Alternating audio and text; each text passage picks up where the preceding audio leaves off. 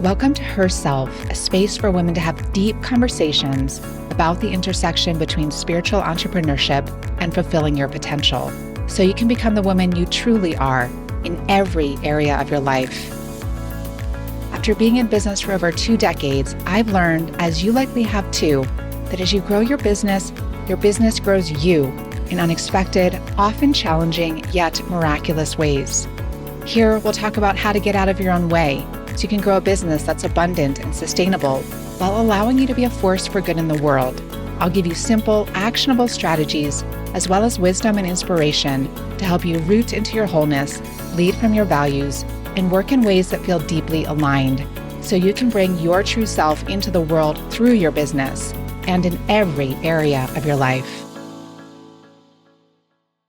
Hello, beautiful women. Here we are transitioning to fall here in Colorado, and I know those of you in the Southern Hemisphere are moving into spring. But we are in a time of change. I'm leading a retreat this weekend up at Jala Mountain Center, which is just about 2 hours north of where I live in Boulder, Colorado. And it is especially for women leaders and entrepreneurs. And I always feel the seasons change more up in the mountains. It moves more quickly in the mountains. So this feels like a nice place to presence myself after the summer. And after my summer sabbatical, the past couple of weeks, I was transitioning out of that, coming home from some travel in California and returning to work. So leading a retreat this weekend is really helping me also to shift gears into the fall and into just a different energy space. I'm actually looking forward to more of the shorter, darker days and more of this kind of pulling in energy. So the next retreat here at Jala Mountain Center, if you are wanting to partake in that, is at the next season change. So it's just after New Year's from January 9th to 12th. And it's also for women leaders and entrepreneurs. It's a great opportunity to start 2025 from a deeply resourced, aligned place, connected to your highest self. And we'll be doing visioning practices for both your personal and professional lives. Last year, this retreat was a real highlight, and I am looking forward to leading it again. So if you're interested in joining that January retreat or just learning more, you can find the link in the show notes, or you can go to sarahavansdover.com/wings. Now, one of the things I did this summer, right before I went on sabbatical, was that I took my level 3 IFS or internal family systems training. And there are 3 trainings. And since I took my level 1 back in 2020, all 3 levels have been very hard to get into as IFS has become a lot more popular in the past 4 to 5 years. So while I took level 2 back in 2022, it took me almost 2.5 years to get into a level 3. So I was really happy when I finally did get into it. And I was also grateful that the person leading the retreat was the founder of IFS, Dr. Richard Schwartz, who's often called Dick. And he leads one of these trainings a year. So I appreciated the opportunity to get to know him better and to study with him directly. Now, one of the things about Dick that I knew and that I had witnessed in various demos I'd seen of him doing IFS with a number of people is that those working with him come with a deep level of trust. In other words, their systems feel safe with him. And in IFS, this is important because we could say in any healing modality, this is important. Because when we feel safe, it means that our protective parts that might normally put up their defenses with a therapist or a coach, those protective parts step back. And when that happens, more of our essence, which IFS calls our self energy, is present. And when more of our self energy is present, more healing is possible, particularly because our systems feel safe to go to the more wounded, vulnerable places inside of us, which IFS calls our exiled parts. So when Dick is working with someone, a lot can happen in a single session, since there isn't as much negotiating with protectors that's often needed. And I want to say that there's absolutely nothing wrong with negotiating with protectors. as that's really an important part of the process too. But building relationships or befriending the parts of us, the protective parts of us that are really running the show and managing our day to day lives is really important. And there's no denying still that there's a strong level of trust when people work with Dick, and for good reason, right? He's the founder of IFS and he's in his 70s and has been in the therapeutic world for many, many decades. And another piece which stems from this, but also doesn't, is that he embodies a lot of confidence. And this is what I want to unpack together today. After this level 3 training, one of the biggest insights I walked away with was a heightened awareness and appreciation of just how important confidence is when we're doing this work, or you could say when we're doing anything. And from the IFS perspective, confidence isn't something you need to learn. It's not something extrinsic to you that you need to acquire. Rather, confidence is innate to you. It's already within you. Not only that, but it's a part of your essential self, and that's self with a capital S. Even at times when you feel really vulnerable, really scared, riddled with self doubt, confidence is still here, shining within you. Even if you do something that feels embarrassing or you feel ashamed about, or is judged by someone else or other people, your confidence is still here, untainted, fully intact. In IFS, it's said that our essence or our self can never be damaged or destroyed. Never, ever. It's like our Buddha nature or our higher self. You could say the divine spark that we're each born with.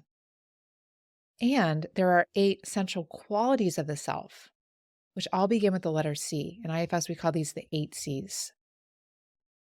And of these 8 C's, confidence is one of them.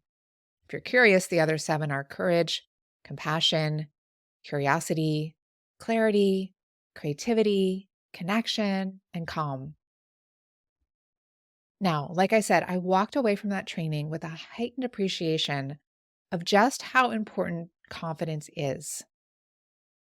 And it's important because it then allows me to embody self-energy in a bigger way. And it allows those that I'm working with to then feel more in touch with their own self-energy, because the more that I'm in self-energy, likely the more that other people are going to be, because the self-energy is contagious. And I want to share some ways that you can also apply this to whatever work you're doing, because we all know growing successful businesses and sharing our visions, speaking our messages to the world, these are really vulnerable things. They're hard. These are not easy. And it can feel scary to a lot of our parts to put ourselves out there and be seen in bigger ways. I definitely know this firsthand. And I hear this from every single woman that I work with. Now, we don't want to deny or override that. We want to include that as part of the process. That's where we need to be good leaders to all of our parts, or good inner parents, bringing them along on our entrepreneurial journeys with us. And in addition to that, it's helpful to remember that the confidence you're seeking isn't something you can get outside of you. Again, it's already within you. Sure, different credentials and certifications, life experience can increase your confidence, but that's not always the case. You can take a lot of certifications, you can have a lot of credentials, especially for women, and there can still be scared parts of you that doubt that you have what it takes, that doubt that you know enough, that doubt that you are enough. That's what we call imposter syndrome. It's this cluster of scared and doubting parts, which are actually younger selves within you that have taken over your center. They've taken over the seat of your inner leader. They've taken over the seat of yourself, and yourself is eclipsed. So what do? The first thing is to remember who you are, and to remember that confidence is a central quality of your true self. The second thing to do is to get curious. And if you remember, curiosity is also one of the 8 C's. We could say that curiosity is the lowest hanging fruit of all the 8 C's of self energy. It's the easiest one to access on demand. And I'll show you how that works. So when we turn on our curiosity, we're shifting out of our amygdalas, or the survival parts of our brain, and we're moving into the neocortex, which is the more evolved part of our brain. And this allows for more rational thinking. Now, when we're not feeling confident, we know that we're being led by a part rather than being led by ourselves. So first we recognize that that's happening. We realize, okay, I'm not feeling confident. I'm not feeling calm. I'm not feeling compassionate. I'm not feeling courageous. Something is happening. There's another part here that is driving the bus. So we get curious. We get curious and we ask ourselves, what is happening here? I'm noticing that I'm feeling really afraid. I'm noticing that I'm avoiding filming that Instagram reel or recording that podcast because I'm feeling afraid and I'm feeling insufficient. I'm feeling like I'm not enough, that I don't know enough. I'm noticing that I'm feeling a lot of self-doubt, or even that I'm feeling a lot of self-loathing, that I'm comparing myself a lot to other people, and that's paralyzing me. So what's going on here? This is what I mean by getting curious. And that curiosity can then go even deeper. With that question, what's going on here? We can get curious about what's happening in our bodies. Because when we're taken over by our parts, that's happening in our bodies. It's happening in our nervous systems. It's happening in our tissues. So we can see, do I feel that fear or that avoidance or that self-doubt somewhere in my body? Where am I feeling that? Maybe it's a knot in my solar plexus, or heat in my chest, or a pit in my stomach. See what you notice happening in your body, and then see, is there a temperature there? Is it hot? Is it cold? Is it cool? Is it fluctuating? Does it have a color? What size is this in your body? Is it really taking up a huge space? Is it kind of more expansive? Is it a smaller, tighter space? Is there anything else that you're noticing somatically? And as you start to do this, you begin to unblend from that part of you. In other words, you begin to tease out your self energy from the younger part of you that has taken over your center and is driving the bus.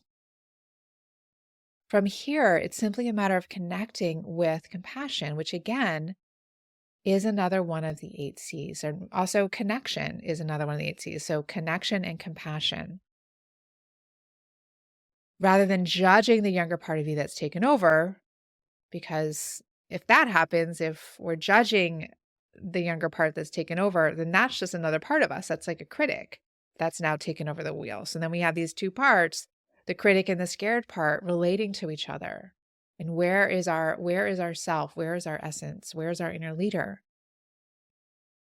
So what we want to do ultimately is to get curious about what's happening for the part that's feeling so afraid, or that's feeling so insecure, that's feeling such a lack of confidence.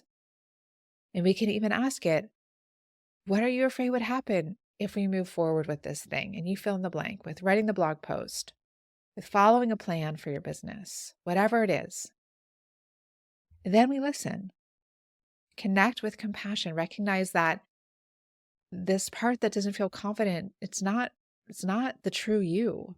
It's a part of you that is needing support. It's like a child that is scared. And just as we'd want a parent or a friend or a loved one to do with us when we're scared or upset, we get still, we get into our hearts and we listen. Now, this process is cumulative. Like when you're practicing mindfulness meditation, there's never going to be a time when you're thought free, right? In meditation, the practice is about continually returning to awareness of the here and now, regardless of how many times you need to do that. It's not about perfection. It's about continually coming back, returning to presence, and being patient with ourselves in that. It's the same with this process that we're talking about here with our inner selves. There's never going to be a time when you're completely self-led without any parts of you taking over. Then you wouldn't be human if that were the case. Humanity involves both self and parts. But it's about becoming aware when we're parts led as quickly as we can, when a younger part of us is at the steering wheel. And having patience, having compassion, having curiosity to unblend, to start to tease out the awareness, oh, that's actually another part of me. And that gives some space between self and parts. Then we can begin to listen to the part and see what it needs to maybe feel more safe. And most of the time, just like us, our parts simply need to be seen and heard. And the more we do this, the more that we build trust inside. And the more trust we have inside, the more our self can lead. And the more easily and readily our parts can step aside to let our self lead. And the more easily and readily our parts step aside and let our self lead, the more our natural confidence is here, shining forth. It's like clouds parting away from the sun. Now, I want to add one more thing here because you may be wondering, yeah, well, that could take some time. And you're right. And I need to feel more confident right now. If that's the case, or when that's the case, then simply hold this perspective that I'm speaking of here. Remember that your true self is already confident. Have patience with the process. Be willing to persevere over the longer term, because the best things, and that's how we get the best things in life, right? They're not quick wins. They're so worth it. And until your innate confidence is more available, draw on one of the other 8 C's, particularly the C of courage. And courage, it has a root in French, it's of the heart. So draw on the inborn courage of your heart to do the things that you're afraid of, to do the things that your heart is calling you to do. Again, not bulldozing the parts of you that are scared, letting them know what you're going to do and why. Ask if they'll give you a little bit of space inside to do a piece of it, and then maybe to do another piece of it, checking in with them step by step to build their trust incrementally. Now, above all, the truth of who you are, yourself, is already always within you. Nothing that happens to you, nothing you've done, nothing can ever change that. All the confidence you need is already here. All the courage you need is already here. All that you're seeking is already within you. If it's in your heart, it is part of your destiny. And you have all that you need inside of you to fulfill that, to be the woman you're born to be, to do the work you know you came here to do. And the challenge here on planet Earth, which we could call Earth School, is actually living that out in our day-to-day lives.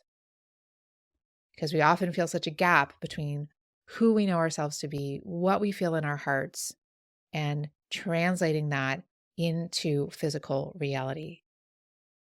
So we do that by continuing to connect inside and continuing to get the right support on the outside, and just moving those in lockstep and continuing to take actions based on our hearts, calling on our courage, calling on that deep confidence, continuing to take that next right step. And if this is something you feel like you want more support with right now, maybe you are struggling with putting together a marketing plan that feels aligned, or you're wanting to shift your business model because you're in a big life pivot. Maybe you want to create your first online course and add that as an income stream so you're not always working with people one-on-one, or really needing to find simpler, more sustainable ways to work to safeguard your health and your spiritual practice, or whatever that next thing is, whatever's coming forward for you right now from your heart. I have a few spaces open for one-on-one mentoring this fall. And it's been some time since I've opened up space for this because I have had different projects on my plate, including my book last year. But My approach is based in internal family systems. It weaves together therapeutic and spiritual support along with business building. And we weave together these three things in a really unique and synergistic way. And if you've gotten business coaching before and it hasn't yielded the results you want, it's likely because one of these three pieces has been missing. And bringing them all together in this way, aligned with feminine values, can really make all the difference. I know it has for me. We do this together in a safe, private setting where you can be your most vulnerable while creating a customized plan of action to get you moving in the direction of your dreams. And we can work together in one of two ways, either a 1-day intensive, which we can do virtually over Zoom, or you can come to my home here in Boulder, Colorado, and we spend a deep dive together, or a 3-month immersion if you want it spread out over a longer period of time. So again, a few spaces are available to learn more and secure one of them, or to book a free discovery call with me to see if this could be a good fit for you and your business with where you are right now. You can head to sarahavaughnstover.com/mentoring. That's sarahavaughnstover.com/mentoring. You can also find the link in the show notes. Remember, who you are is far greater than any of the doubts or fears that you have. Who you are is unshakable. Confidence, courage, clarity, curiosity, compassion, connection, creativity, and calm. So in this moment, and in as many moments as possible until we meet here again, may you remember the presence of your true self. I'll see you next week. Thank you for joining me today. And remember, change doesn't come from listening alone. I invite you to commit to taking one small or large courageous action after today's conversation. One step you can take, if you haven't already, is to sign up for my Sunday journal. It's a weekly newsletter filled with inspiration and reflections about the intersection between spiritual entrepreneurship and fulfilling your potential to help you become the woman you truly are in every area of your life. You can subscribe at programs-sarahavaughnstover.com/journal. And if you found this podcast valuable, please share it with the women in your world. Also, I'd be very grateful if you'd leave a review. It helps others find resources like this, and I'd love to hear what's coming alive for you after listening today. Above all, keep going, and never forget the unique offerings you and your true self bring to the world. Until next time, I'm sending you my heartfelt support.